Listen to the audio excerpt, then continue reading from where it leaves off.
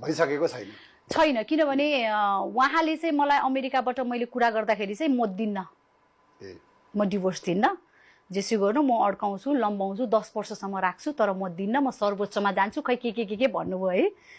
अब I don't know डिभोर्सको case सर्वोच्च जान्छ कि जाँदैन त्यो त थाहा छैन मलाई, तर उहाँले त्यस्तो भन्नुभयो। तपाईले डिभोर्स फाइल गर्नु भएको छ भनेपछि के त सहमतिमा कि होइन, मैले मेरो तर्फबाट गरेको, किनभने उहाँले नदिने भनेपछि अब म चाहिँ कस्तो हुन्छ भने हेर्नु, यत्तिकै जस्तै आफूलाई काहीँ कोही मान्छे मन पर्यो, उसँग केही छैन, ऊ छैन, केही छैन भने पनि ऊ सच्चा मान्छे छ भने जिन्दगी बिताउन सकिन्छ। तर कस्तो छ भने झुटो बोल्ने मान्छेसँग चाहिँ म जिन्दगी बिताउन सक्दिनँ।